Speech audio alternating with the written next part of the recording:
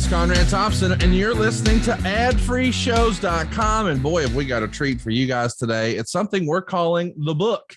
And today we're going to examine the actual handwritten notes from Mr. Fritz von Erich from January of 1982. And who better to break down and add context to all things world class than our longtime friend of the show, Mr. David Manning. David, how are you, man? I am fantastic. As always, life is good. Yes, it is. You have led a blessed life, and I'm excited for us to be here and have a few minutes with you today. And just can't thank you enough for taking time to talk about the good old days here from January of 1982 for World Class. Sure. So talk to me a little bit about, adding some context to what World Class is, what it represented, what your role in it was. I just feel like, and you and I were talking a little bit off air before we clicked record, but boy, it really has become in fashion to talk about old WWF stuff or old WCW stuff or old NWA stuff. But for whatever reason, I don't think World Class gets enough time. And I want to take some time to examine it and celebrate that history with you. And I'm really excited that we have the opportunity to do so. But can you add some context to how big World Class was, especially in 1982? Of course, this is just before Vince McMahon goes national. So this is probably one of the peak years of the entire industry, right? Well, 84 was the peak. 82 was, it's when we were really starting, we were about to make the transition to WCCW. And, but 84 was by far the peak. That was the Texas Stadium. That was the year David Von Erich died. And, World Class, and here's why you don't hear people talking as much about World Class, unless you're looking at social media. Mm-hmm. Somewhere you'll see all the Von Erich stuff posted and the different little groups and stuff like that. I get invites all the time. It's no secret. Vince bought the World Class tapes from Kevin and put them on a shelf. Yeah, he did.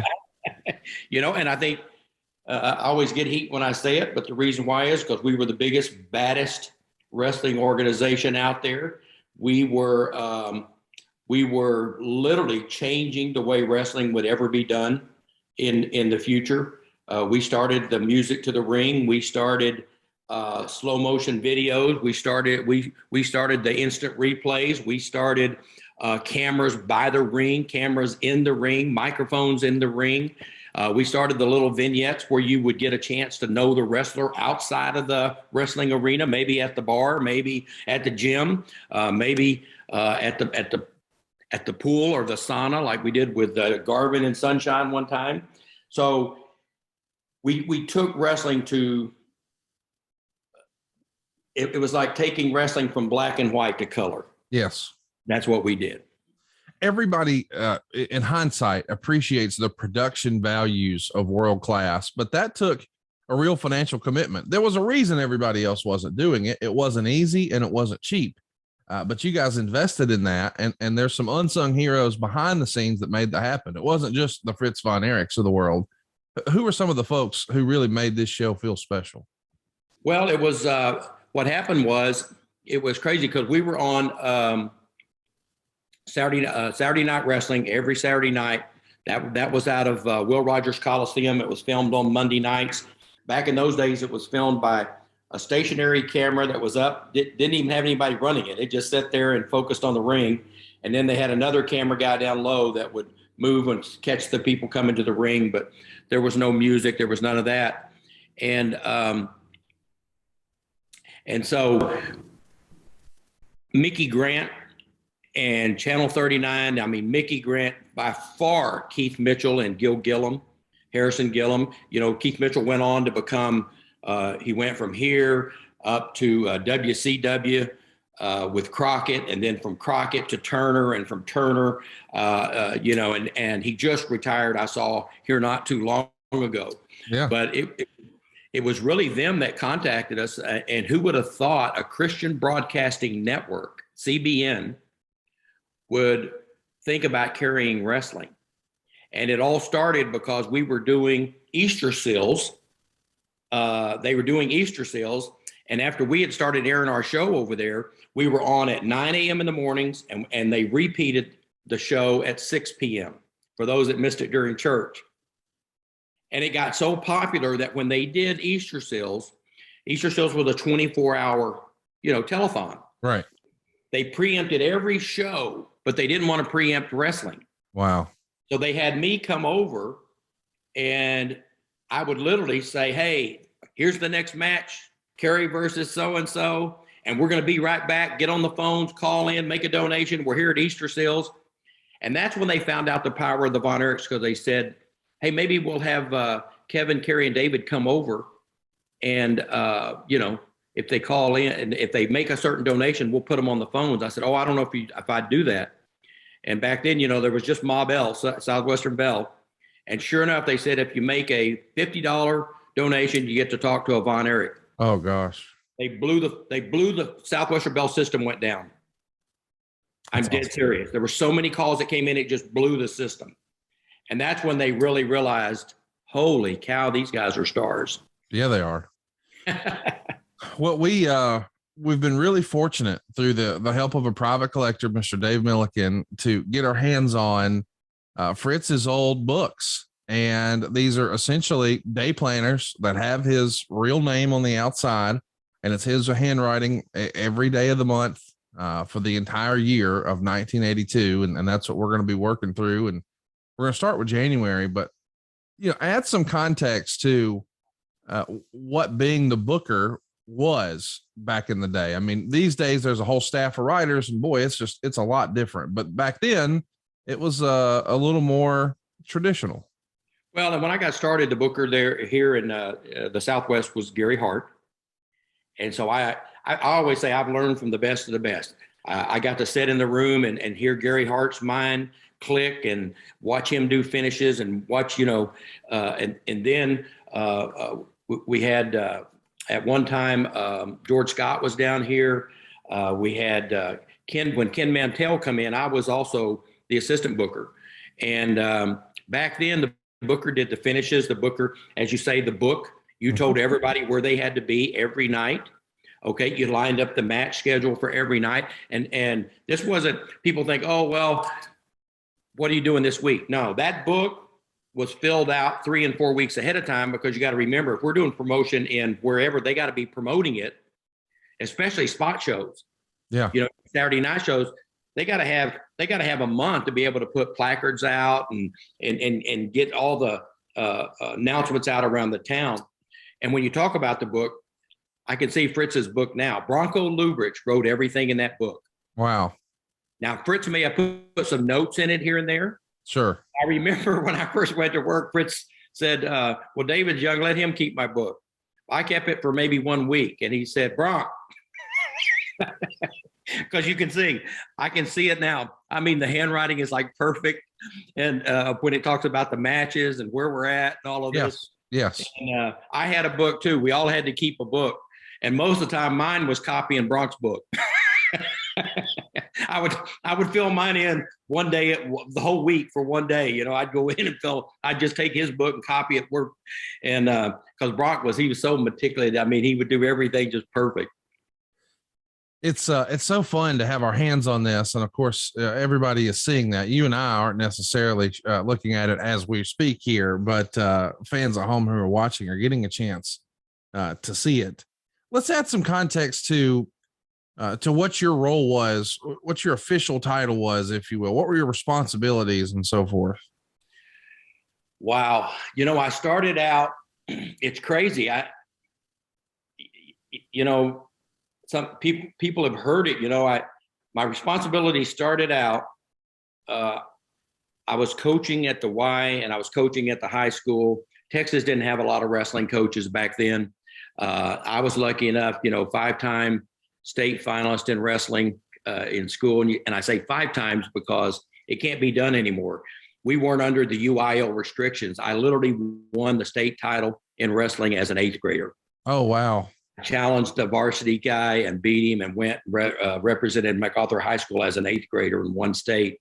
So those are some things that just can't be done because now the UIL allows 4 years, just like right. Wants. But in one of the matches, one of my kids was doing, I helped the kid out that he was wrestling, and the kid had some potential. Long story short, I get back to I go to the concession stand that afternoon. I got a sandwich and a drink, and I went to pay, and she said, it's on the house. I said, oh, wow, it's on the house. She said, yeah, compliments of Fritz von Erich. Oh, wow. I just thought Fritz von Erich, first of all, I said, Fritz von Erich's here because I was a fan. And she said, well, he was, but he's gone. But he said, if you want anything, you know, a sandwich. I thought he had bought for all the coaches. And about 2 days later, I get a call. Somebody says, hey, Jack Atkinson's trying to reach you. I said, who's Jack Atkinson? Right. He said, that's Fritz von Erich. I said, wow, well, give him my number. So I got a call and asked me to come out to his house out on Fritz Lane. And I go out there. And so I started out. He started right in. He said, I've been doing some due diligence on you. I see you're a pretty good wrestler. I want you to coach my boy. And I said, okay. He said, you remember the kid you helped here at the Lake Dallas tournament? I said, no. He yelled, Gary. Oh, wow. And Kerry came in. And this story tells you everything happens through fate. Yeah. Kerry comes in and he said, well, that's him. And I want you to coach him. And he said, I'll get you mats. I'll get you whatever you need. You just tell me whatever you need. We got a big gym out there. So I started out coaching Kerry, Mike a little, Dave. And Kev was already playing football up at North Texas. He was a freshman. And after about, I don't know, 2 or 3 months, Fritz came in. Well, actually, after about a month, he came in and said, hey, why don't you come down to the matches? I'll let you be a second. You can carry the ropes to in front of the ring. So that was my second job I started doing. I did that literally for about 6 months. And all of a sudden he came in one day, I had a beard. He said, hey, cut that beard because you're going to referee a match next week. Oh, wow. And back then, all of the referees were retired wrestlers. So he said, we're going to promote you as the youngest referee in history. And so I cut the beard. I started out doing some preliminary matches. And the boys actually liked it because I could jump around the ring. I could do whatever in the ring. And I'll never forget Lord Alfred Hayes was here in town. And he pulled me off to the side. And he said, look, I love what they're doing with you. But you got to remember, in the ring, you're a different person. You got to have a persona. You got to have charisma. When you're counting, it's 1, 2. And I mean, he gave me advice that really, and he said, I want to see you dive over him and count, dive through the ropes and get in the ring. And that just totally changed everything because I went from doing the first 2 matches to all of a sudden I was doing semifinals. And within my month, I was doing main events. Wow. So I was getting all of the big shots. Then I'm setting, Fritz had me also selling tickets down at the Sportatorium. Back then, there was no Ticketmaster or Ticketron or StubHub. So they always did the booking meetings on Tuesday mornings. Now, Fritz would come to office on Mondays and Tuesdays. His office was right there at the top of the Sportatorium. And so every Monday and Tuesday, you had Danny Pletchus, you had Gary Hart, you had Bronco, all 3 in the office. And then Fritz would come in sometimes Monday and Tuesday, sometimes just on Tuesdays. And one Tuesday morning, he comes in, they were getting ready to do the booking meeting. And he looks at me and he said, come on upstairs, kid. I want you in the booking meeting today. I said, wow, okay. So we go upstairs. And I'll never forget, he had Gary sitting here, Brock was sitting here, and Pletch was to the right. And I was just in a chair off to the side. And Fritz was a guy, sometimes he'd have 2 cigarettes going. So they got to talking and they were going over the matches. And I'm just sitting there being quiet. And then Fritz laid out an angle. And he said, what do you think? Gary said he liked it. Looked at Brock. Brock said, I like it. Looked at Pletch and said, I like it. And out of the blue, all of a sudden he looked at me and said, what do you think? I said, I don't like it. Oh, wow. He said, well, first of all, you're effing fired. Now tell me why you don't like it. So I told him. He had that cigarette and he was doing this. Kid's right. Let's change it. Changed it. We got up to leave when the booking meeting was over. As I was going out the door, he said, David, I turned around. He said, sit down. Everybody left. He said, I want you at every booking meeting. I could have said I was going to go out there and take a big shit in the ring and they'd have all liked it. And he said, you just speak the truth and we're going to get along just fine. So I started making all the booking meetings, and also I started getting input. And it was crazy because I just had a natural ability for finishes. And but like I say, I learned from the best. Yeah. You got Fritz, you got Gary Hart, Pletch. People don't know Pletch. Pletch was a phenomenal worker. Matter of fact, he traveled with Lou Thez around the world, and Thez would take on all comers. It didn't matter if you were in the business or not. Right. So if they had a ringer they thought might be some kind of karate guy or something, Pletch would get him the night before and beat the hell out of him, and then Thez would beat what was left the next night. So then I was booking, and within a year, Fritz was just putting more stuff on me. I have to say that's the one thing about us. When I went to work there, we were doing, probably $1 million a month. And we went to hundreds of millions of dollars, but we still only had about 4 more employees than when I started. So you were always afraid to lay anything off if Fritz told you to do something, because if it didn't get done, he wasn't going to them. Right. And so I became his right-hand guy. Even when the other bookers were here, we would have the booking meetings. And then if Fritz didn't come in, he got to where he'd come in less and less.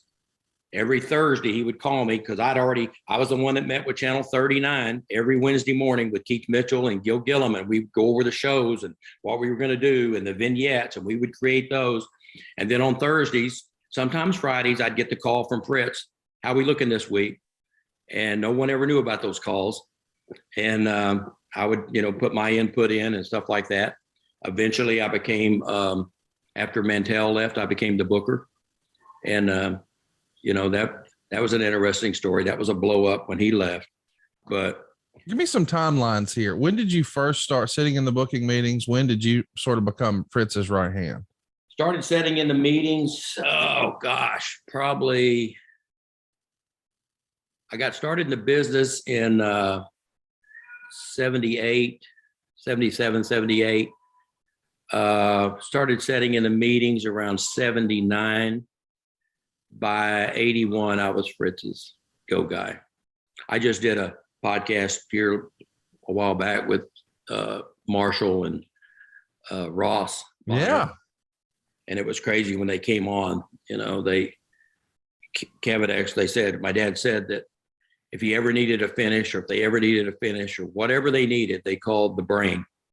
And they call me Uncle David. So they said, my dad said that it didn't matter what they needed. If they needed a finish in 10 minutes, you'd come up with something. So it was, it's good kind of get the accolades, now. You didn't get them back then because I was behind the scenes. A lot of people just thought I was a referee. Right.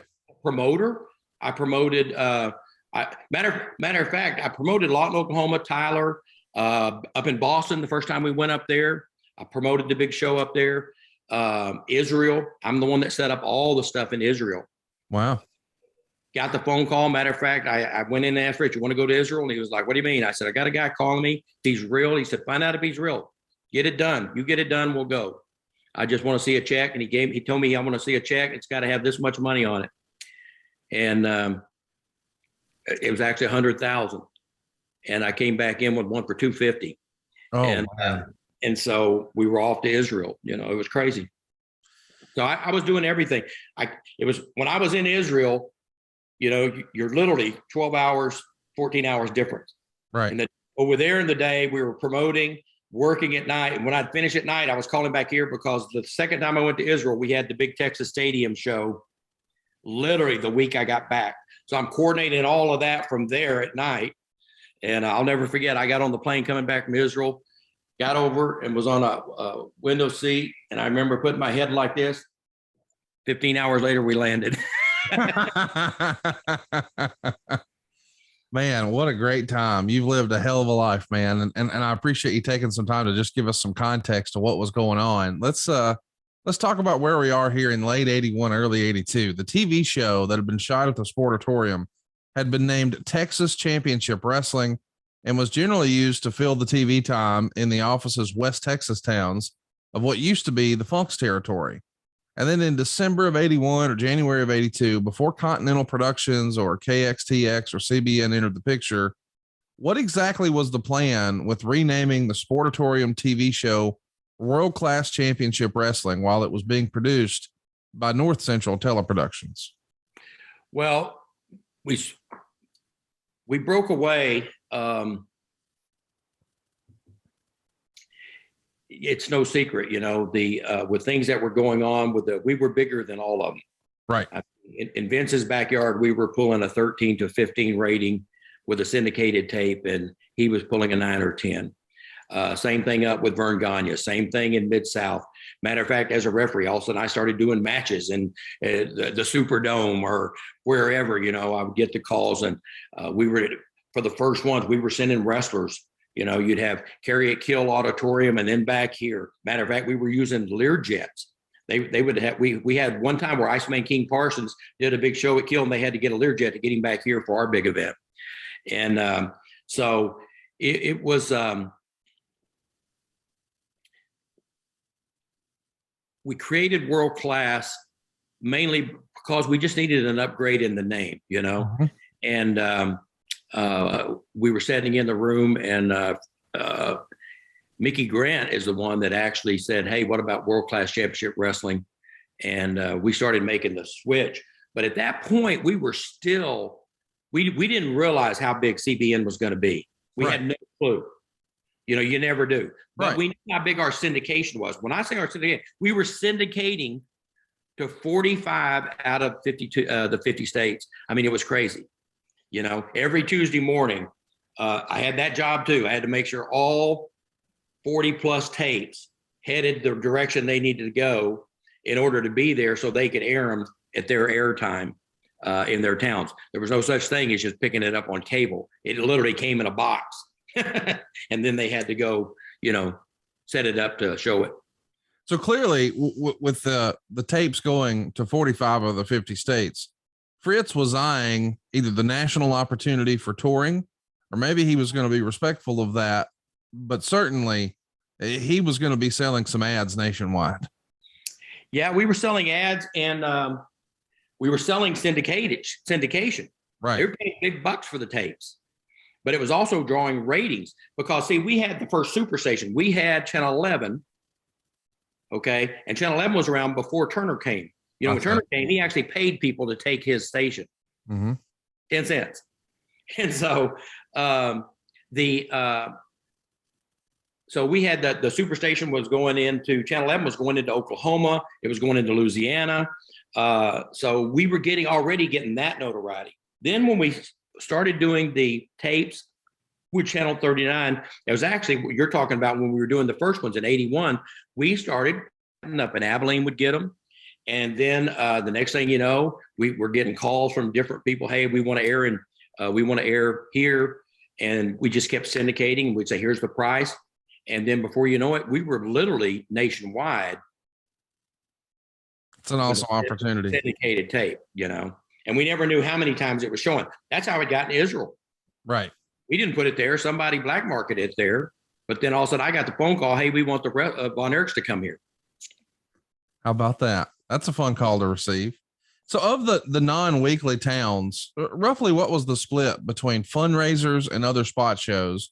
Just to add some context, once upon a time in wrestling, fundraisers were a real big deal because you wanted guys working every single night of the week. It wasn't the once a week business that it is now. Yeah. Add some context to that for me. We did our spot shows on usually on a Saturday night. We would be in a different town. We'd be in Lake Dallas, or we would be in Tyler, Texas, or we would be in, all these little towns close by, Wills Point, wherever. If they had a high school gym, at that point, we were doing high school gyms, and we would go in and we would do a 50-50 split. Okay. So whatever the house was, we took 50% of it. We left the other 50 to the charity, and we would work with, might be the police. It could be the Firemen's Association, could be the local Optimist Club, whatever. But they would put on all the promotions, and we would send them the cards that they would put in windows and stuff around town.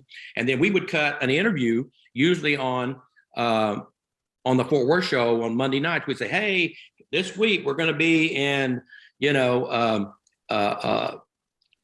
Lucas, Texas. We're going to be also in Austin, Texas on usually here's the route we usually took. For a while, wrestling in Dallas was on Friday nights, and we switched it to Sunday nights. But whatever that was, the spot show was Saturday night. That was the charity show. But then we would do Austin. Then you would do San Antonio. Then you would do Corpus Christi Thursday nights. That was Joe Blanchard, his territory. Then you went to Houston for Paul Bosch's territory. Okay. Back then, before we got big, that was the big show, Houston. Okay. They were doing bigger business than we were. Right. Here. But they were also syndicating our tape. It was big there. Channel 11 went in there. And so it wasn't, pretty soon everything from here generated to Houston. But originally Houston, Paul Bosch did a lot of his own stuff. He created Gino Hernandez, had a great relationship with him. He would use like Wahoo, Dusty would come in, Superstar Billy Graham. He would use some guys that didn't necessarily come here. In Dallas, you got to remember, we had the top 3 baby faces in the country in the same territory. It's a big deal. Kevin, David, and Kerry. You didn't have a lot of room for a Dusty or we would use them sometime like on the big shows, but pretty much we were looking for heels. That's right. So why did the Dallas office prioritize the various championships less than other NWA territories? You just didn't need it? You're talking about like the world title or right. Well, we needed it. The problem was the guys calling the shots. Back then, I mean, I used to love to go to the meeting. Every year in Las Vegas, you'd have the NWA meeting. Right. And the who's who was there, of wrestling. And then also all the Mike LaBelle, and you would see, Jim Barnett and all of the people that were just icons in the business. You would see them there. And they'd all come together and they would it'd be like the NFL ownership meeting. And so that when you talk about why did Fritz not go national, we knew we were ready. Got to be careful how I say it. There was a meeting took place here in 80, I believe it was 84, 83 or 84 with Vince Sr., Vince Jr. about going national. And at that point, literally, we would have been 60% owner. That's how big everything was. Wow. And I was for it. Kev was for it. It was a big thing. And Fritz, he didn't like what was going to happen to all of the guys that ran the territories. They would be out. Yeah. And he came from old school, big time. And so did Vince Sr. But then over a short period of time after that, Vince Sr. passed away. And hey, kudos. We may not like it how it happened, but kudos to Vince Jr. I mean, the guy, he's obviously brilliant, and he didn't have any of that loyalty out there that was worth not doing the business. And yeah, so he went. We should have pay-per-viewed the 1984 Texas Stadium show where we had 42,000 people. Agree. If we would have pay-per-viewed that, maybe not a total different story, but we would have been the first quote WrestleMania, even though we would have called it Star Wars. Yeah. To add some context, Starrcade 83 would have just barely beaten you there, but you would have been a year ahead of WrestleMania. Yeah. And there was really no comparing the NWA product in 83 with World Class. Everybody agreed World Class was the bigger opportunity. Jim Crockett didn't really become what it became until 85. So it's hard for us maybe to explain that to younger fans, myself included, but before Vince blew up with WrestleMania and Hulk Hogan and Mr. T, and before, Dusty and Flair took it to another level for Jim Crockett Promotions, World Class was the big opportunity in the country in that era. Yeah, by far. And who we never know. You got to remember, a lot of decisions would have been made different if you knew you were going to have, 3 dead Von Erichs over the next 4 years. Sure. And then Kevin and I, we always say, what if, Kevin will tell you, he'll always say if he or one of the other brothers would have been the unlucky one that, got the acute enteritis and died, in Japan, Dave was the business one of the Bonnerets. I see.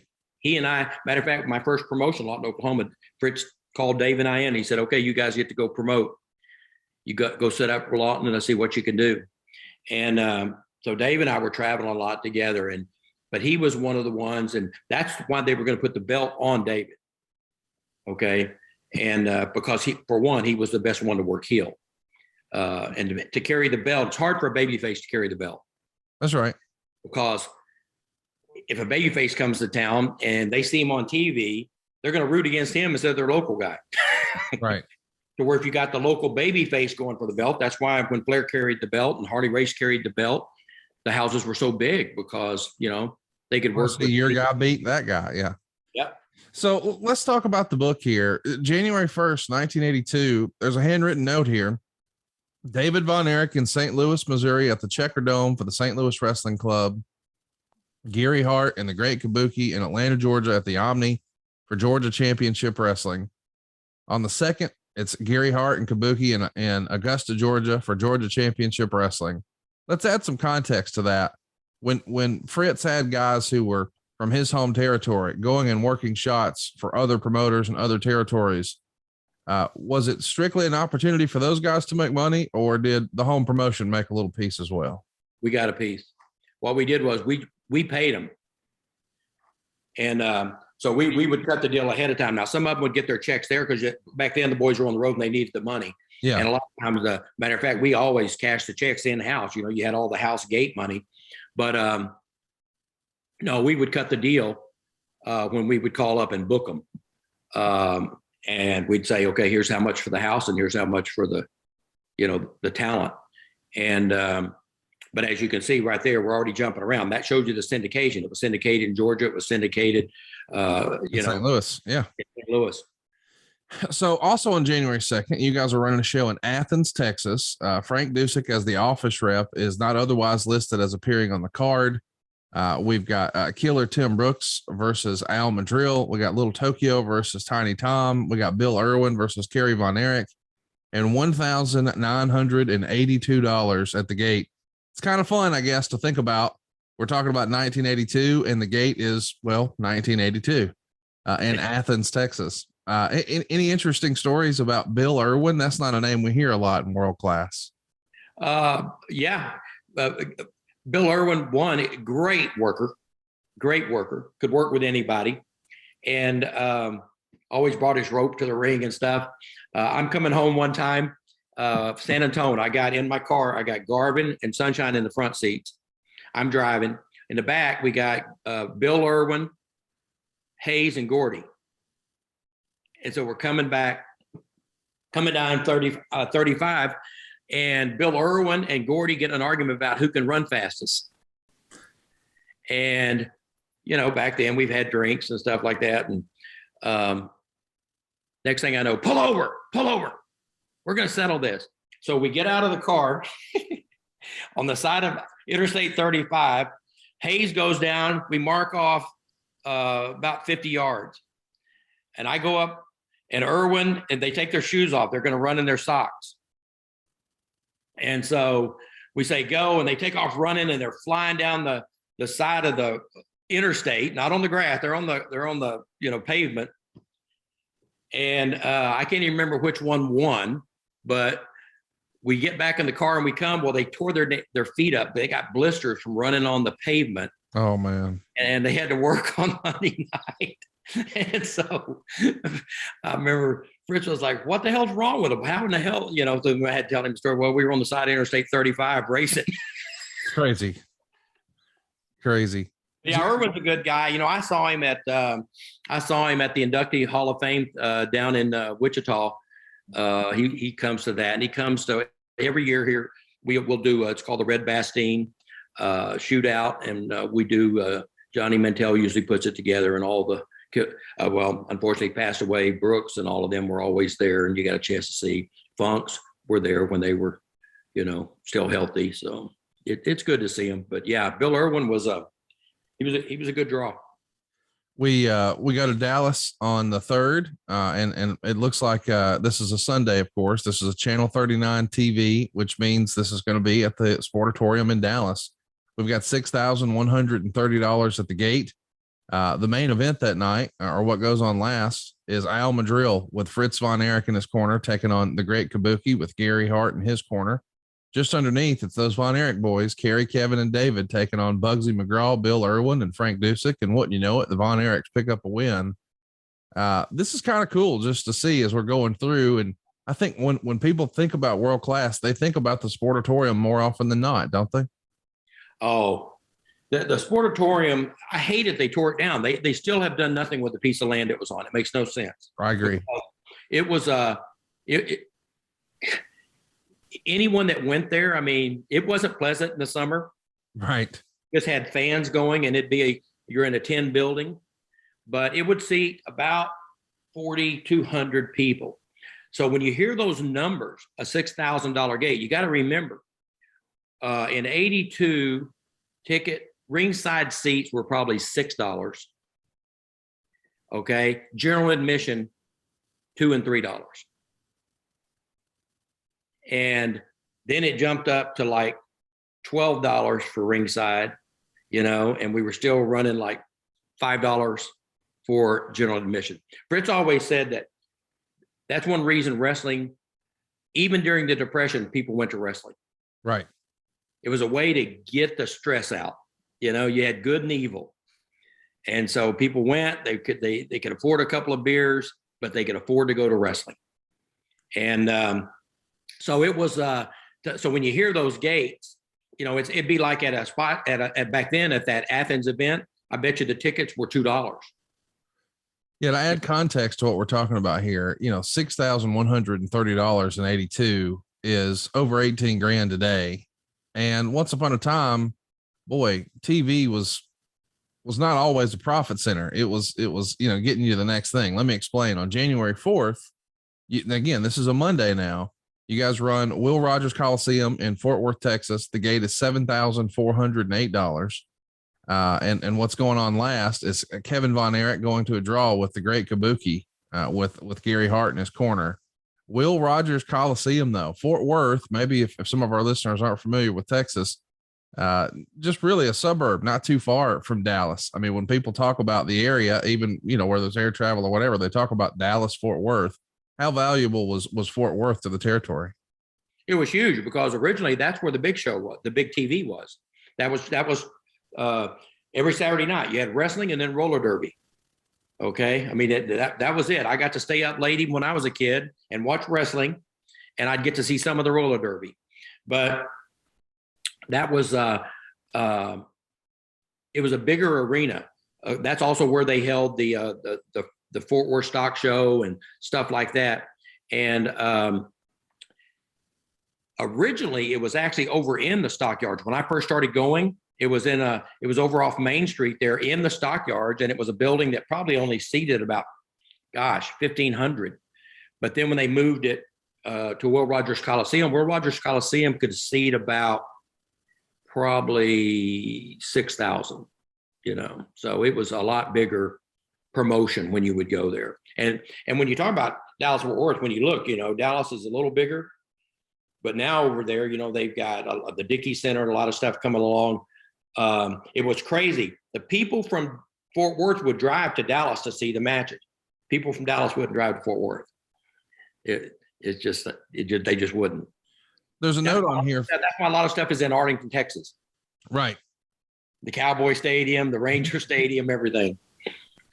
The note at the bottom here on the 4th says Mercer out. We haven't talked about Mercer on this program, but boy, he was like y'all's Mean Gene or what have you, right? Bill Mercer was a legend. I mean, when I first started going, they would do wrestling was really filmed with not a big crowd. Mm-hmm. It was studio wrestling. That's right. And Bill was the voice of wrestling. And then when we split the shows and we had Channel 39 doing a show, and then we had Channel 11 doing a show, Mark Lawrence did the announcing on the Channel 11 show, and Bill Mercer was the voice of World Class Championship Wrestling. And Bill also taught out here at North Texas. He taught directing and stuff to do with, filming. And so he was a local name. He also at one point was the voice for the Dallas Cowboys. So Bill was a big name here in town. And gosh, he was with us till, matter of fact, even after I had left, Bill and I did some voiceover on some tapes from Mid-South that we had got our hands on, and we're trying to syndicate them and get them back out there, reruns.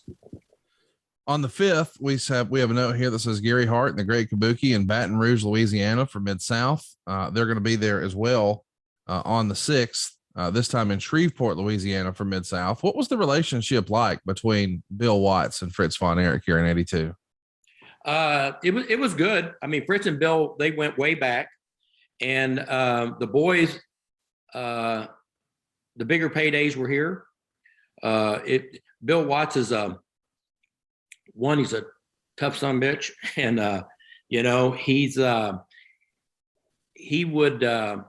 he wasn't known for big payouts, but he was known for doing big shows. I mean, he cranked up the Superdome. He did a lot of stuff, but he was in not only there, but some of Oklahoma. Mike McGurk ran some of Oklahoma up there, but Bill was good, and obviously our TV was going in, and Bill created some big stars. He had the Junkyard Dog, and some wrestlers that came out of that area, and we would also use here. So it was kind of like a switch off. We would bring some of his top talent up here and get them on the show, which also helped him because now they went out on the show. But they were good. Bill was pretty set in his ways, though. He was his own guy. On the 7th, we're in Austin, Texas. We've got $2,388 at the gate. What goes on last is Bugsy McGraw winning a $2,000 battle royal. But right before that, it's the Great Kabuki getting a win over Jose Lothario. Lothario was a legend by this point. Of course, a lot of younger fans remember him from the Shawn Michaels opportunity in 1996 for WWF TV. But boy, he was a hell of a wrestler in his day. If you listen to guys like Bruce Pritchard tell it, what was your opinion of Jose back in the day? Great guy, phenomenal wrestler. Okay. But he was also, he was really big in Mexico, but he could pull in. We utilized Jose to bring us the Blue Demon for the big show, Mills Mascaras for the big show. And we even had Santo here, and El Santo came when he came to the Texas Stadium show. And gosh, I saw him without his mask, and he must have been 70 years old. But the people didn't think of him that way because he was El Santo, he wore the mask. But Lothario had those connections to bring them all in, and especially when you started getting to Austin, San Antonio, Corpus Christi, and especially Houston. Jose was one of Bosch's guys. He was a big star in especially Houston, Texas. He was on top there a lot. But you got to remember, here we had the 3 Von Erichs. Bosch didn't push all 3 of them at the same time. He'd bring one in at a time, right? Because he had his other baby faces like Jose and Gino and the other guys that came in and worked for him. But Jose helped Joe Blanchard. Joe Blanchard ran Austin for a while, Austin and Corpus Christi for a while, San Antonio, and then Fred Bear took over San Antonio. But all down south, all the spot shows down south, that was always Jose did some of the promoting down there, but he was also great. But he was one of the really good guys. Something that sticks out here from this day is about halfway through the card. The note says Kevin Von Erich defeated Richard Blood. Well, it doesn't say defeated, but it just says Richard Blood. Of course, some of us might remember that that's actually Ricky Steamboat's real name, which is maybe the greatest wrestling name of all time. But I don't think this was Steamboat in 82. He was already going by Steamboat. Well, do you remember Richard Blood? No. Yeah, I've never seen that before. But because the first time I saw Steamboat, I had never refereed a world championship match.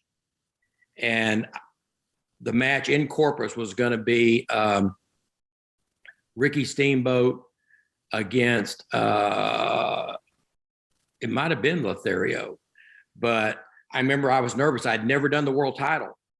And I was, here's Ricky Steamboat coming in, and he was a big name, Yeah. I'll never forget, we were at Bayshore Coliseum, But that day I was over at the hotel and I was having breakfast, and I was sitting there, and all of a sudden this guy comes up and said, "Aren't you David Manning?" And I said, "Yeah." And I looked up and it was him. And he said, "Can I join you?" And I said, "Sure."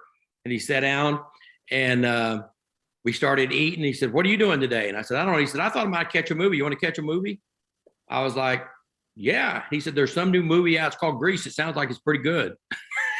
I'll be darned. So we went to the movies. We became really good friends after that. And, also it made the match really easy after that. Oh, of course. January 8th, 82, there's a note here that Gary Hart and Kabuki are in Jackson, Mississippi for Mid-South. On the 9th, we're in Wiley, Texas. We've got $3,582 at the gate. It looks like Frank Dusick and Bronco Lubitsch were the office reps who weren't appearing on the card. But Great Kabuki and Kerry Von Erich, boy, at this point, our listeners have recognized Kabuki was in high demand, was he not? Kabuki, up until the Freebirds, he was the biggest heel that ever came through here. And he was, wow, Gary Hart basically created Kabuki. And I'll never forget, we were all it was a Tuesday. Fritz, we'd already had the booking meeting. We were sitting there, and Gary had picked him up at the airport, was bringing him over. And we had all these big plans for Kabuki. And Gary come walking in the door, and he's got this guy that's literally about 5'9", 5'10" with him. And he said, "This is Mira. This is Kabuki." And we were all like, "What?"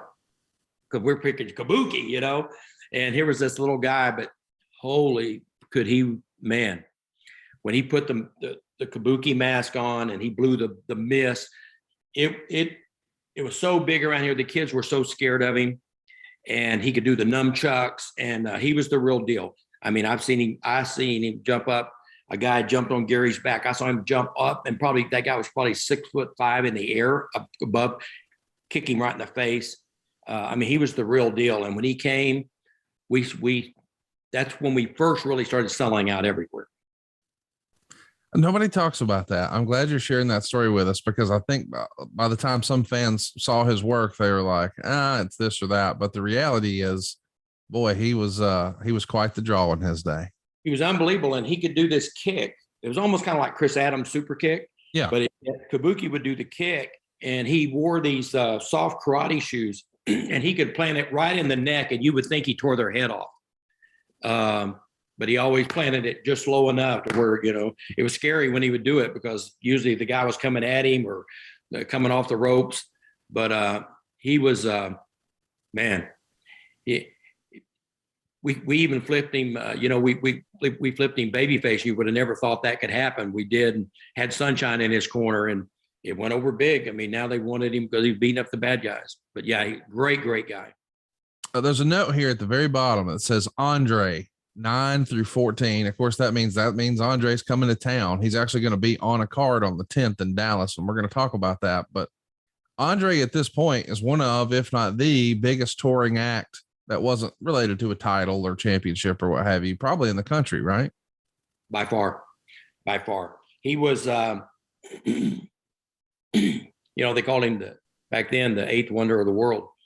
And he was the real deal. I mean, even in the business, the first time I met him was at Texas Stadium. We brought Andre in, and we dressed in the locker room where the Cowboys dress. So my locker was here, and I had done something, and I come back, and that day they had made him a pair of custom cowboy boots, one of the big manufacturers here in town. And when I came back, those boots were he was dressing next to me, but he wasn't there, but his boots were there.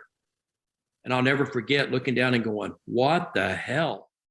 Looking at zippers on the side. Size 28 shoe. Yeah. I was like, I could literally get them with both feet. And then here come Andre. And you just can't describe him. He was not fat, but he was 525 pounds, 7 foot plus, and 7'4", 7'5". And he was like a monster. And he was the big draw. And he was a good guy. He was funny. But he could be, I had a problem. One time I had a problem with him, and Tyler, he liked to play cribbage. So he would just sit around in his underwear or whatever, playing cribbage all night till time for his match. And then Tyler texted, he had told me he would do an interview with the paper. So I did some swap out for ads. And so when I got there, I came back and said, Andre, I need you to do some, the papers here. Okay, boss. I went home about my business. Come back a little bit later. They said, hey, is Andre coming out? I'm like, what? He didn't come out. So I go back, he's playing cribbage. I said, Andre, I need you to do the interviews. So I went back out and I said, oh, I'm sorry. He's got a headache. He'll be out in just a second. And come back by, he hadn't gone out. So I go to the back and I'm like, Andre, I made a deal with him. You have to do the interviews. And I could tell he got mad. He got up, getting dressed, and fine, boss. And he goes out. And the first thing one of them said, sorry about you having a headache. Headache? I have no effing headache. And oh, gosh. I was like, oh, shit. And so he did the interview, but, you know, what are you going to do? Right. Like you make him do anything. There's a tape in Mexico where he wouldn't get out of the ring. So they started sending all of the Mexican wrestlers in to try to get him out. He was throwing them around the building like they were, you know, toys. Yeah. So, but yeah, he was a big draw. And the thing is, he would come in and, you know, you always wanted him to work against the Hill. Sure. And probably the best match I've ever seen him have was against Bruiser Brody here. Wow. Okay. It was a match, you know, because Brody was a big guy. Yeah. But nobody was big when you got in the ring with Andre. But Brody, man, it was, he was one of the first ones, and Andre actually sold for him. Wow. So, you know, it just showed the respect. Sure. January 10th, you're back doing TV at the Sportatorium, and it looks like we've got $3,687 there. The big opportunity, of course, Andre's in town. He's going to get a win over Bill Irwin in 5 minutes and 6 seconds. There's also a note here, Kerry and Kevin taking on the Great Kabuki, and Armand Hussein, 6.5 minutes. Bugsy McGraw over Big Daddy Bundy. Kerry Von Erich teaming up with Al Madrill to take on Carlos Zapata and El Negro Assassin. The Great Kabuki is working with Raul Castro to take on Richard Blood in a handicap match. So another TV taping. I mean, this was just a regular part of the business. The next day, Will Rogers Coliseum, again, $5,200. Yes, sir. Real quick, you recognize the name on there, Big Daddy Bundy? That's King Kong Bundy. In early days, right? Yes. Back in Will Rogers the very next day. This is a fun era, because I just hope everybody is seeing what we're putting together here. Every Sunday in Dallas, every Monday in Fort Worth. As a result, man, you've really got to put your thinking cap on, because a lot of times these are the exact same fans. So exactly. What did they see last week? What are we trying to do next week? We don't want to do the same matches. We don't want to do the same opponents. We don't want to do the same finishes. So a planner like this really was a whole heap of help. But you said earlier that this is not actually, for the most part, Fritz's handwriting. It's actually Bronco's, right? Right. Fritz is putting the notes in. So he's just in the meeting and he's saying, hey, here's what I want. And then he jots it down or what have you? Yeah. Or maybe there was something that a great example was he would make a note, obviously, like when you said on there who won the match and different things. But you can tell if it's different writing. Brock had that big, thick pencil, you know, and he just wrote everything in. But Fritz would come in, literally, he would drop his book off on Monday and pick it up on Tuesdays. But that way he knew where all the boys were at you know, the shows. But it was it was like when you talk about the finishes, that was probably the hardest part. Now, a lot of that was put on the boys, because what we would do is in a spot in most of the shows you usually had like 2 preliminary matches. You had a semifinal match, you had a main event. Sometimes if it was a spot show, 2 of the matches would come back and work the main event, like a tag team match, you know. And so, but you would have, we would rely on most of the boys. They knew they couldn't come up with the same finish. If you were within a territory that was within 200 miles of each other, we wouldn't use the same finishes, and they knew. And so a lot of it leaned on them. And then obviously with the main events, most of the time in the spot shows, you didn't have TV there. So you could pretty much do what you want. And the people come out for a good time. We usually put the baby face over somehow. I want to point out to everybody, you'll see in the top left-hand corner of the planner here, TV written always in the top left corner for Dallas. You'll also see in the bottom right-hand corner, cold, and it's circled here 12 degrees. It's going to be cold, of course, in Fort Worth. Now, I know some of our listeners probably think, or people watching this might say, well, why would that matter? Well, because from a promoter standpoint, if it's awfully cold, where seasonally people are not really used to this cold, 12 degrees in the Northeast is no big deal. 12 degrees in Texas is freaking cold. And as a result, your walk up might be down, right? Yeah. 12 degrees in Texas is like a disaster. Yes. Yes. You know, so you just know you're competing with the weather. Yeah. And thank God it was in Fort Worth and not Dallas, because in Dallas you had that 10 building and it could get really cold. It was 12 in Dallas. That's the thing. The Sportatorium is 12 degrees outside. It's 12 degrees inside too. Yeah, it was cold because you just had the heating unit with the fans, and it could get really cold, especially the dressing rooms. Holy smoly, they could be cold. The handwritten note here on the 11th at the bottom says plug new TV time. So that tells me in Fort Worth, you guys, at least your syndicated shows or what have you, you're going to have a different TV time that you want to remind the audience. Now, don't forget, check us out at this time, blah, blah, blah, right? It could be. That could also be when we added the 6 p.m. repeat. Oh, there you go. That could be when we added, remember I told you Channel 39 was doing the show every week. It was 9 a.m. Well, then we added 6 p.m. So that could actually be when we made the transition and said, be sure and plug the new TV time airing on 6 p.m. I want to mention the headline act here for both Fort Worth and for Abilene, Texas, where we're at on the 12th. And we've got $2,172 at the gate. It's Andre the Giant and a guest against guess who? The Great Kabuki. I mean, if he's your top heel and Andre's coming in, that's a no-brainer to put on a poster and promote locally, is it not? Oh yeah, it's a no-brainer. And figure that here's Kabuki 5'9", and Andre. You know, people just can't. I mean, when Andre would drink beer, him holding a pitcher of beer looked like me holding a glass of beer, a mug. You know, I saw Scott Casey one night bet him who could drink. Andre said, I can drink more pitchers of beer than you can drink glasses of beer. And Scott was passed out with his head on the table and Andre was still drinking. So, but yeah, Kabuki, Andre, and then the other big draw, you know, was back then, it wasn't like today. The girls were a big draw. Right. But they only came through, you know, maybe once every 4 months, every 5 months, you would have somebody come through. You know, in those days, 82, you still had Moolah traveling. The other note here on Abilene at the bottom, children free. Obviously, that's a promotional device. You want to try to do what you can to pack them in. You would see this occasionally where, you know, kids tickets are really cheap or buy an adult ticket, get a kid free or whatever. But that was an important piece to serve that base and keep them coming every single week, right? It was. And in Abilene, you had Taylor County Coliseum. Mm-hmm. So it was big. And it was their big convention center. So what they did was ringside seats, children weren't free.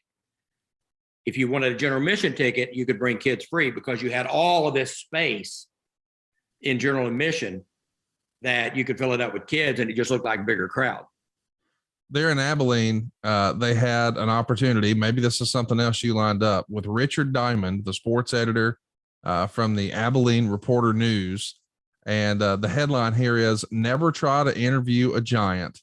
And they've got a giant set of boots here. And we're seeing them vacuum around him and quite a little article here that we're going to flash up on the screen. But it's interesting to think about, you know, when Andre came to town, the local media wanted to talk to him. This is not just any old wrestler. This is an attraction, you might say, that's bigger than just whatever the local wrestling card was, to the point that local newspapers, and again, in 2022, I don't think we probably understand the context of how big the newspaper was.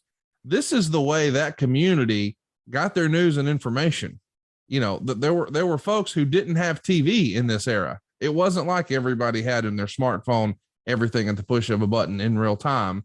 So the newspaper, boy, it was a profit center. It was expensive to advertise there. So why not offer up some sort of trade like you laid out? Hey, we'll give you something that will sell you some newspapers. Hey, they did an interview with Andre in exchange for, we don't have to pay for an ad this week, right?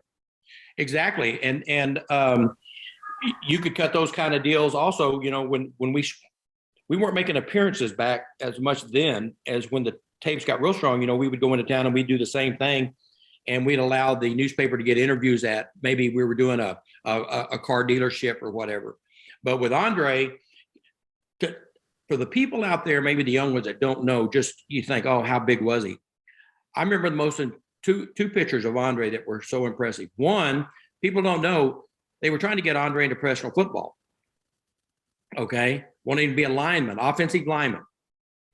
And there's a picture of Andre standing like this, and on this shoulder is Sonny Jurgensen sitting on this arm. On this arm is Billy Kilmer. And Andre's like this, and they're sitting there. Then the next shot they took, they've got two cheerleaders sitting on this arm and two cheerleaders sitting on this arm. It's crazy. Think about that, guys. You got two human beings sitting on each arm. that kind of gives you an idea of how big Andre really was. In this article, the reporter writes, somehow my hand reached out to shake his hand and I almost fell over trying to keep my fearful body back while pushing my arm outward. The feeling of putting my hand in his was like my hand had slipped into a feather pillow. His flesh was soft and I could feel no bone. My hand fell deeply into his like a baby climbing into daddy's shoes. Andre can hold a 12-ounce can of beer and make it disappear. I took out my notebook and he sat staring at me or through me, and my questions quickly evaporated. I felt like a rookie reporter.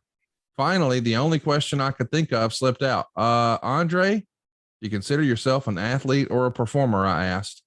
He looked at me for a second, waved a massive arm in the air, and turned away from me. That's it, he said in a heavy French accent I barely understood. No more. He got to his feet, and I couldn't help but stare at his massive thighs, anchored by pounds of flesh, as he thudded through another door in the bathroom. And I sat stunned for a moment, and then I felt a tap on my shoulder. It was the older gentleman in the room, Bronco Leibich, the referee for the night, dressed quietly and listening to what had happened. Quote, "You asked the wrong thing," Bronco said sympathetically. "You see, Andre's a great athlete. He played soccer for years in Europe, and he was one of the best." He goes on, but the idea is this reporter insulted him. Are you an athlete or a performer? And Andre was like, nope, that's enough. Quite the story here for the newspaper. Oh yeah. Yeah. And that's Andre. Yeah. I mean, we were coming back from San Antonio one time, and it snowed. In snow down here, like you said, it's a disaster. Right. So the roads were kind of icy and snowy, and we're coming back on 35, and Bronco always drove slow anyway. And Andre always sat in the back. Usually he had a couple of cases of beer, or he had a big thing of wine. And gosh, I remember Bronco was just easing in and out of traffic. And all of a sudden Andre said, pull over, let me drive. And oh my God, he scared me and Bronco to death coming back. He was just in and out of traffic like it was no big deal, you know, but hey, the guy's from Canada.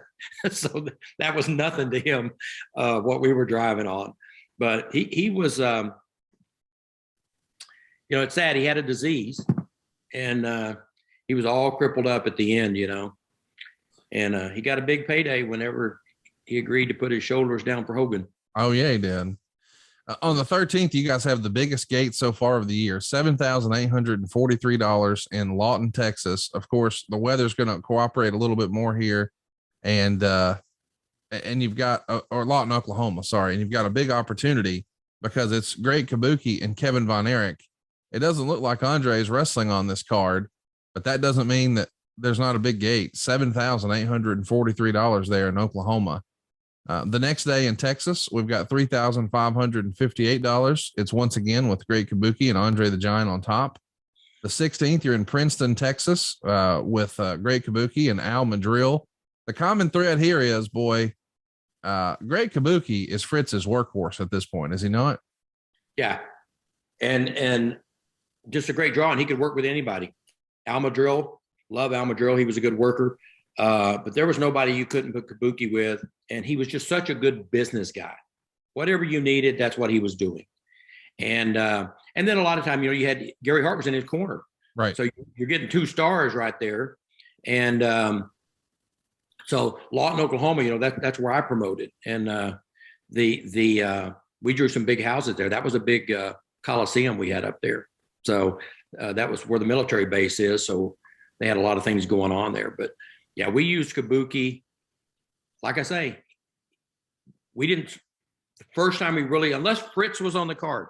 I mean, I remember the first gigantic sellout I saw at the Sportatorium. I was sitting in the seats as a fan, and it was Fritz von Erich versus Duke Kilmuka in a Texas death match.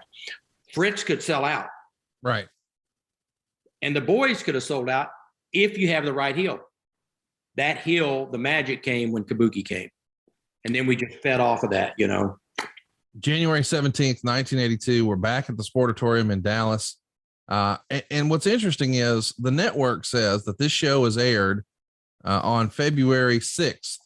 But as a reminder, we're recording it on January 17th. Now, I'm getting my information there from the WWE network, so it could be incorrect. What was the normal turn time to turn a tape? Let's say you had a TV taping on Saturday. When would that start to make air syndicated throughout the country? The next week. Okay. The next week. Because here's what we had to be careful of. If you were watching if you were watching on TV, when the main event started, we'd get about 3 to 5 minutes into the main event, and hey guys, we got to go. Sorry, wish you were here, because we didn't want them to see a finish if that was the match leading up to all of the matches that following week in different locations.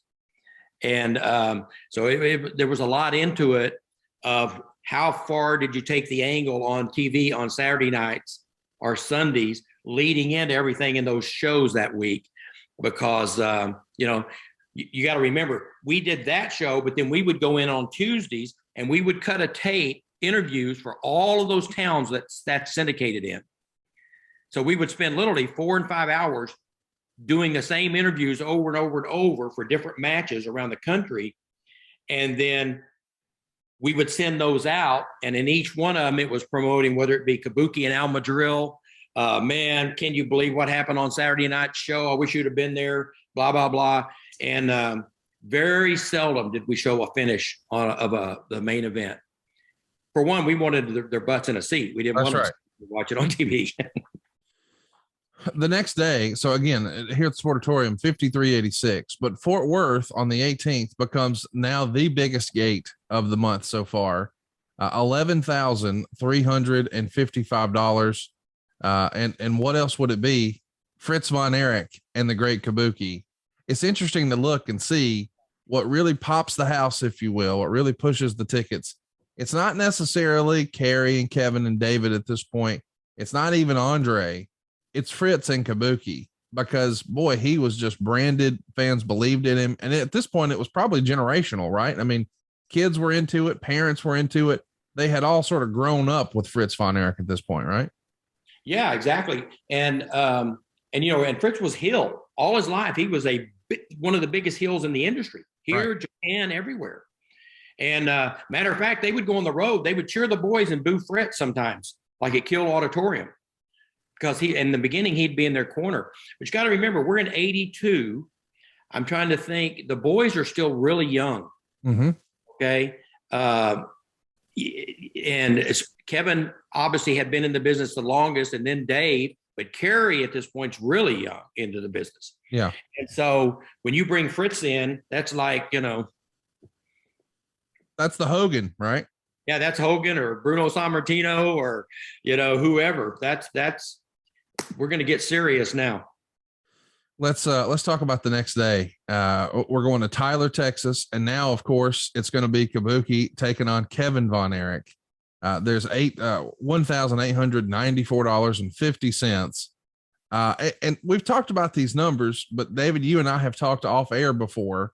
I'm curious, what do you think this number is that's written down? Is this what the actual gate was?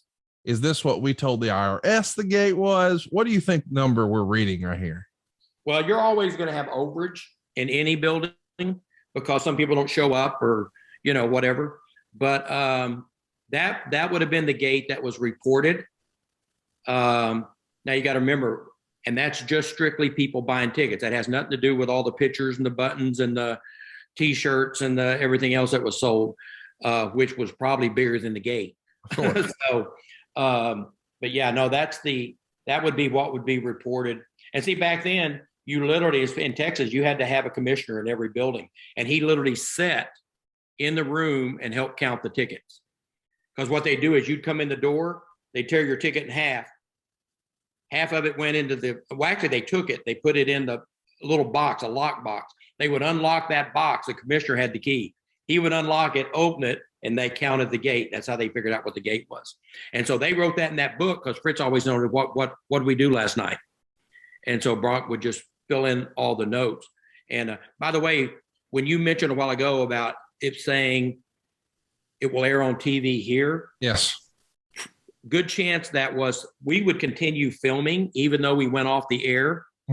Hey guys, we got to go. Wish you were here.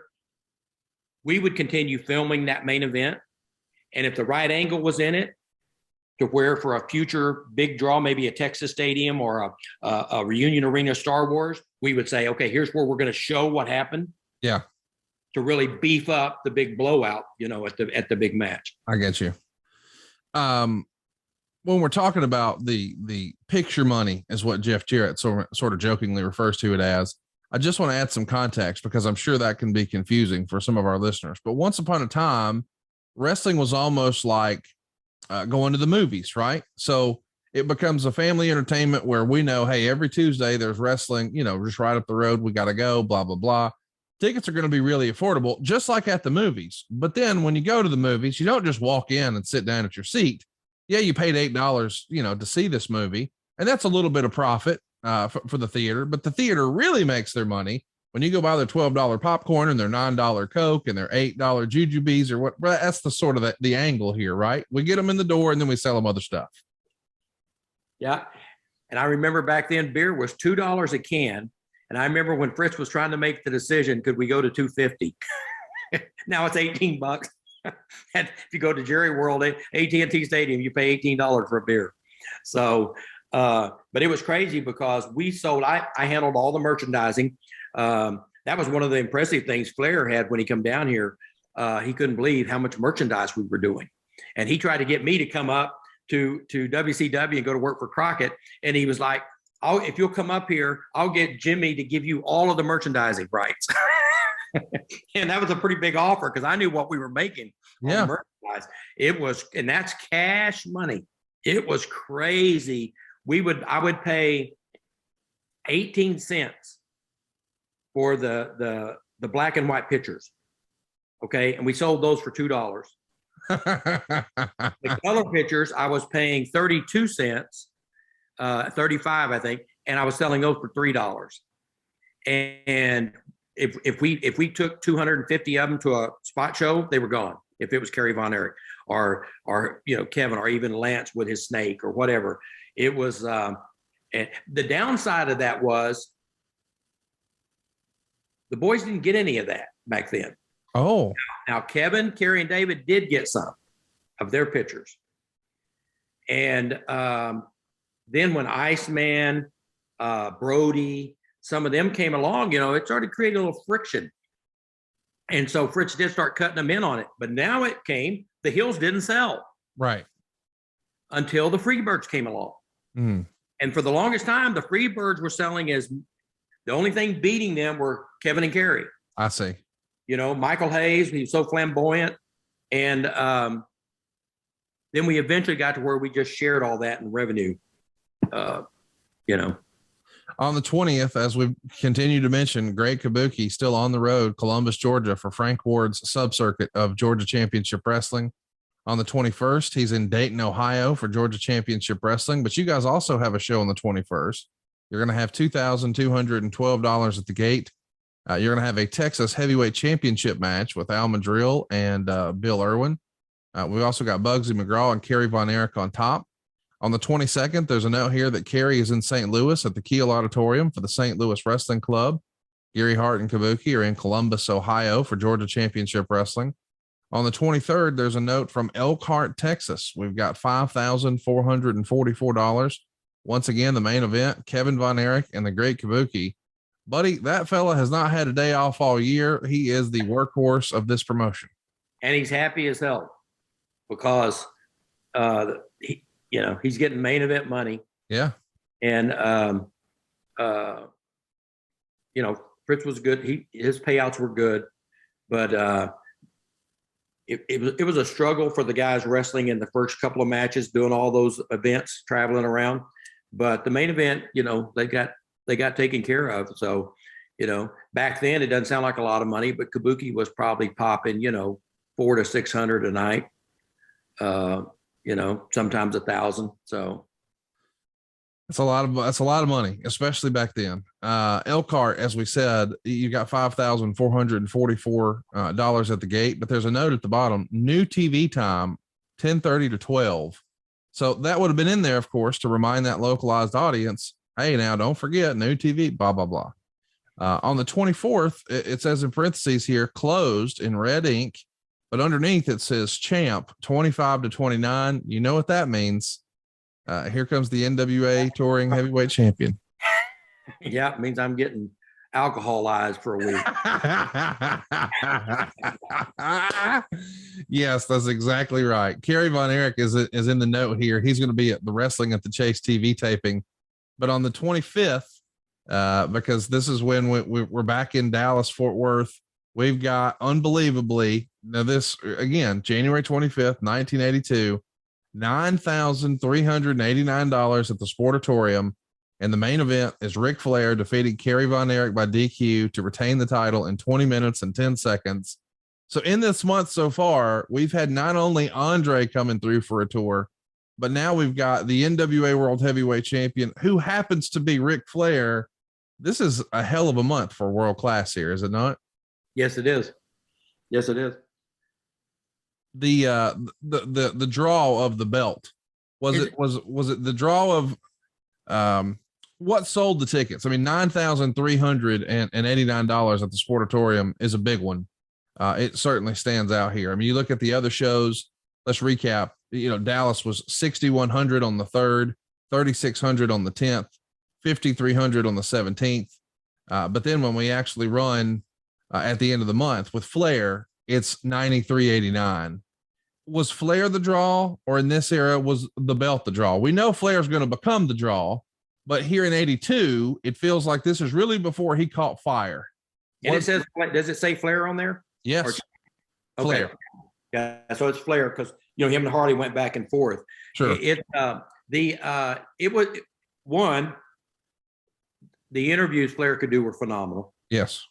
So the buildup we would do, I always look at it like this.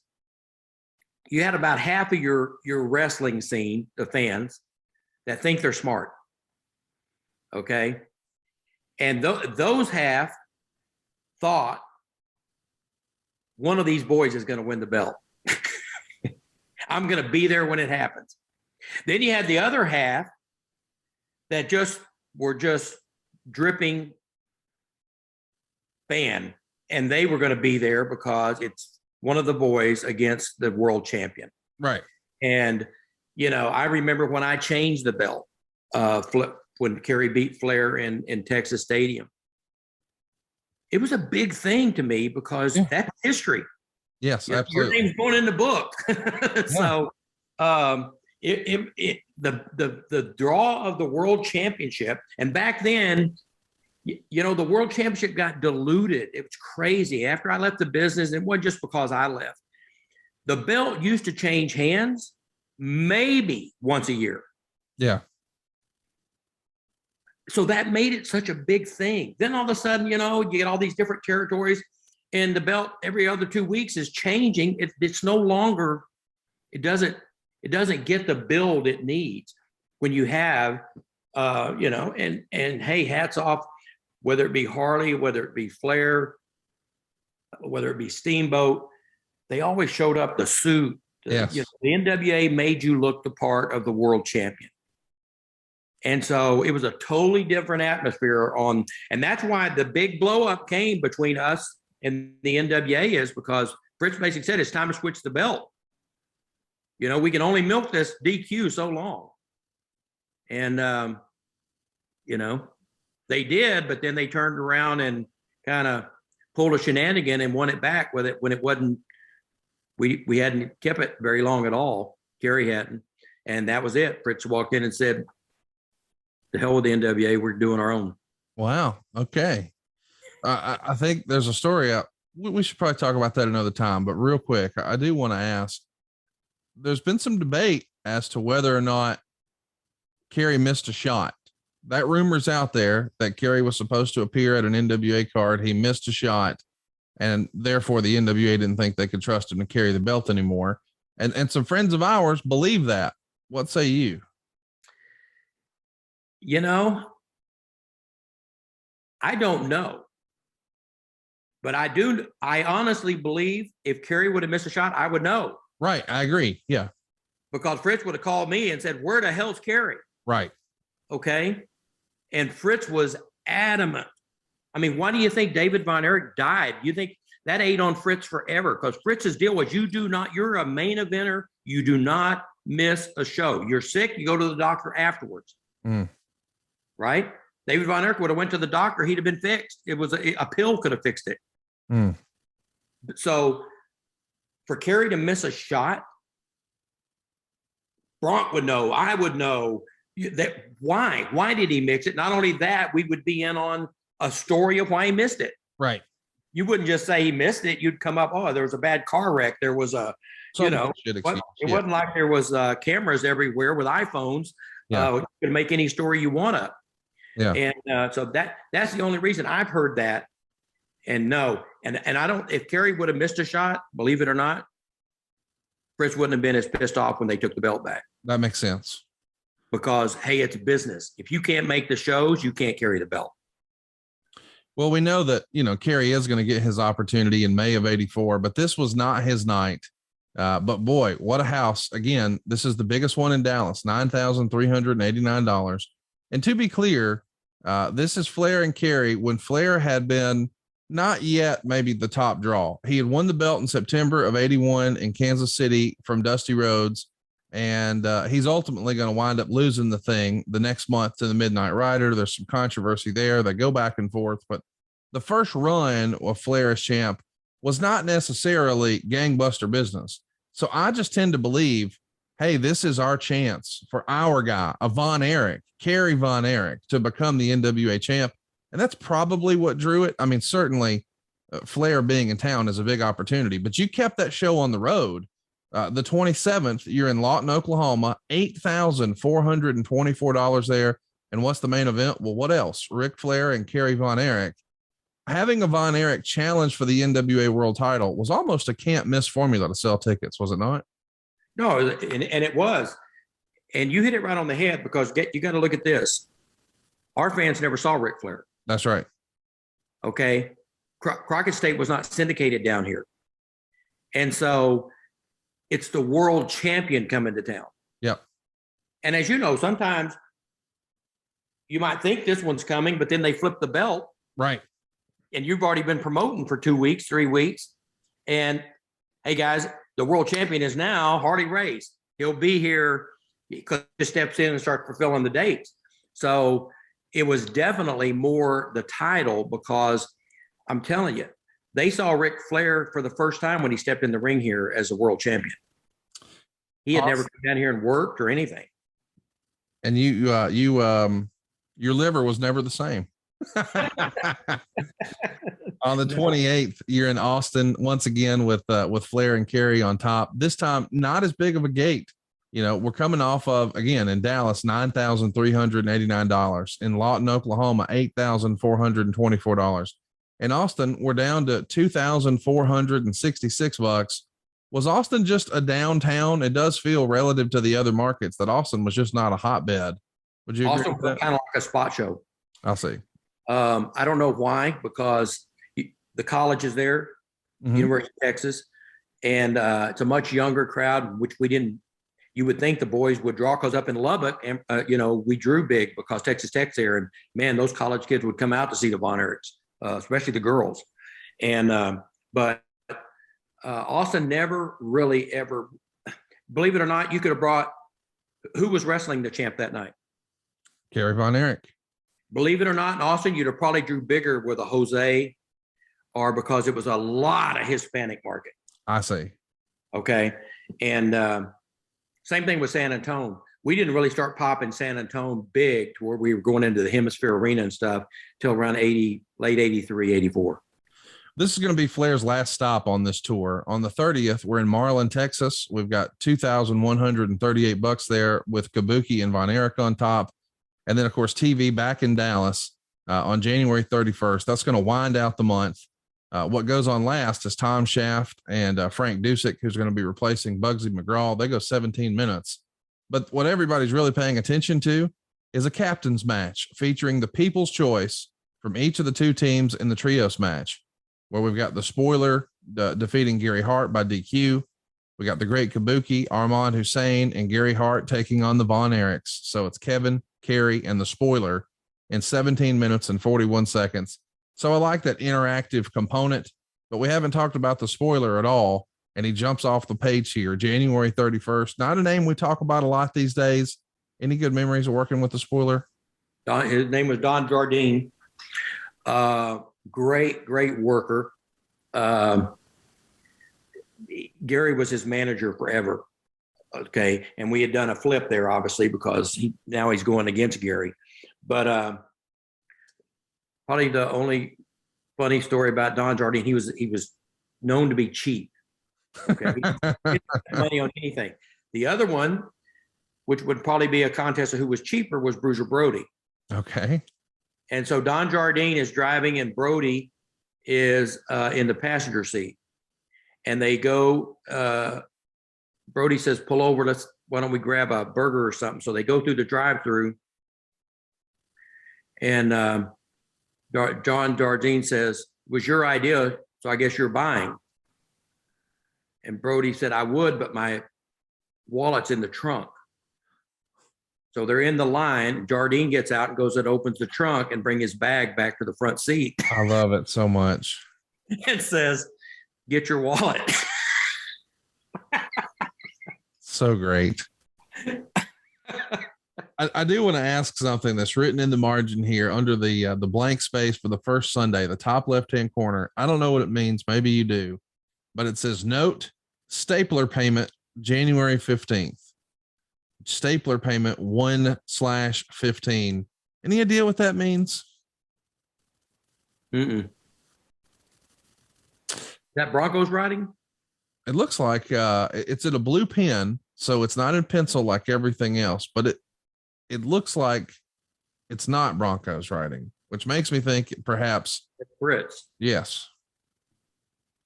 And I can't think of an arena called the Stapler. Yeah, that was what was weird. Like it didn't really make sense, but maybe there was a credit union or something. Maybe he had a line of credit or something, and that was when that was due or something. Could be something like that.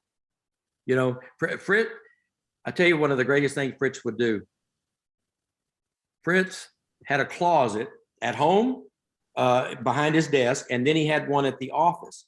And inside there, he had anniversary cards, happy birthday cards. He had a card for everything. Yes. And he had a present already wrapped. Oh, wow. And it was in case he forgot. Like if he was home and forgot the anniversary. Oh, no, he got something ready to go. I love it.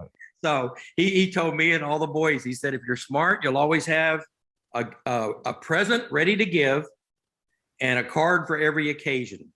Already signed, you love them. And because he said the day's going to come when you're going to wake up and go, oh my God, I forgot. Oh no, I didn't. So I don't know. He could have jotted down some kind of, he had the best secretary and receptionist in the world with Kathy White, and how she put up with him, I don't know, but she was there forever. And she could have even wrote that, but she, I guarantee you she called him and reminded him too. I have no doubt. Well, man, I can't thank you enough. I know that this is probably not what you were expecting today, but boy, just to go back and have this, artifact in our hands and at our fingertips and to go through it with somebody who lived it was so fun as a fan. And I personally just want to thank you so much for all the time today, because this was fantastic. No, the book's great. And, I was signing autographs not too long ago, and a guy came and hands me a little green book, and on the front of it, it says NWA promoters. And when you open it up, it was one of the original NWA books that we all had. Yeah. And it had each territory. It had who the owner was. It had who the promoter was. It had who, like ours said, Bookers, David Manning, Ken Mantell. And I told the guys, where did you get that? Because it brought back so many memories. Like when I had to call Joe Higuchi in Japan when David died, I had to go get the green book. And that's where I got the phone number and called, But same thing with this. Boy, what a valuable commodity that is. I don't know where they got it. I wish they had 83, 84, because you'll see those numbers that you're seeing now skyrocket. Well, and you start seeing the Reunion Arena show up, sold out, 18,000 people. I don't mean to give a spoiler, but we have the 82 and the 83 books. So if you're game, we'll keep this train going and have some fun. But what's David Manning up to these days? Tell everybody where they can find you, what's going on with you, what's happening in your life these days. Well, I'm on Facebook, David E. Manning. I own Extreme Travel, spelt with an X, STREAM, like a running stream. I have owned it since the year 2000. We teach people how to become a travel agent for those that want to. We have a university that's all online, and that carries a lot of perks with it, a lot of fun. And we sell lots of travel. Now, we didn't sell too much during COVID. Sure. we refunded more than we sold, but travel's back. It's booming. I had the networking business. I've been really blessed coming out. I made a lot of good relations, in wrestling, and,